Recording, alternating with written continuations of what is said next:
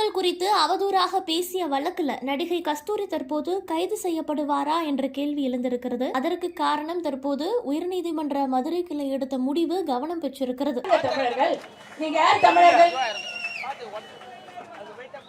சமூக ஆர்வலரும் பிரபல நடிகையுமான கஸ்தூரி கடந்த 3ஆம் தேதி சென்னை எழும்பூரில் இந்து மக்கள் கட்சி சார்பாக நடைபெற்ற ஆர்ப்பாட்டத்தில் பங்கேற்றார். அப்போது தெலுங்கு மக்கள் குறித்து அவர் தெரிவித்த கருத்து பெரும் சர்ச்சையை ஏற்படுத்தியது. கஸ்தூரியின் கருத்துக்கு பல்வேறு தரப்பினருமே கண்டனம் தெரிவித்திருந்தார்கள். அவர் என்ன கூறினார் அப்படிங்கறது இந்த வீடியோல நம்ம பார்க்கலாம். ஏதோ எல்லாரும் நேத்து வந்தவங்க மாதிரி தெரியாம தான் கேக்குறேன்.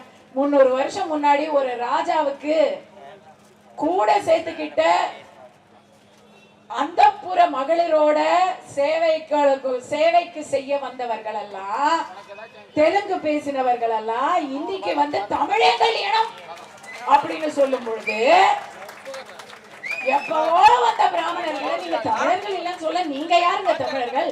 நீங்க யார் தமிழர்கள்? ஒருத்தர் கூட. அதனாலதானே இன்னைக்கு வரைக்கும் தமிழர் முன்னேற்ற கழகம் உங்களால வைக்க முடியல. திராவிடர்கள் அப்படிங்கிற ஒரு சொல்ல கண்டுபிடிச்சு நான் கேட்டேங்க. நான் ஹைதராபாத்ல தான் 4 வருஷமா இருக்கேன். ஐயா நீங்க எல்லாம் திராவிடர்களா அப்படின்னு கேட்டேன். என்னது ஏன்டி அப்படின்னு கேக்குறாங்க. ஆனா உங்களை விட அதிகமா தெலுங்கு பேசுறவங்க எங்க ஊர்ல தான் அமைச்சரவையில இருக்காங்கன்னு சொன்னேன். அப்படியா அப்படின்னு பெருமையா, அவனு கதா வாழு கூட ரெட்டிக்காரே கதா அப்படின்னு கேக்குறாங்க. 3 பேர் இருக்காங்க இன்னைக்கு அமைச்சரவையில. 5 பேர் இருக்கிறாங்க அமைச்சரவையில.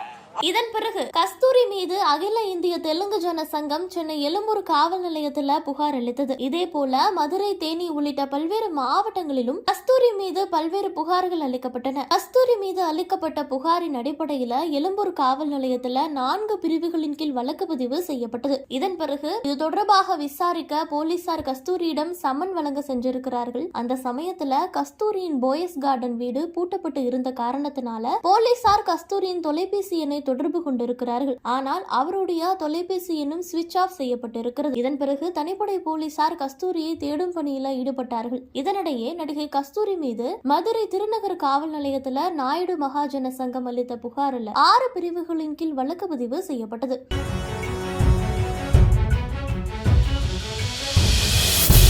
இந்த வழக்குல தனக்கு முன்ஜாமீன் கோரி கஸ்தூரி உயர்நீதிமன்ற மதுரை அமர்வுல மனுவினை தாக்கல் செய்திருந்தார். அந்த மனு நேற்று முன்தினம் நீதிபதி ஆனந்த் வெங்கடேஷ் முன்பு விசாரணைக்கு வந்தது. அந்த சமயத்துல கஸ்தூரி பேசிய காட்சியை பார்த்த நீதிபதி அவர் பேசியது தேவையற்றது, மற்றவர் சமூக ஆர்வலர் என தன்னை கூறும் மனுதாரர் எப்படி இப்படி கருத்தை தெரிவிக்கலாம் அப்படிங்கிற கருத்தை நீதிபதி தெரிவித்திருந்தார். இந்த நிலையில தற்போது கஸ்தூரியின் முன்ஜாமீன் மனு இன்று மீண்டும் விசாரணைக்கு வந்தது.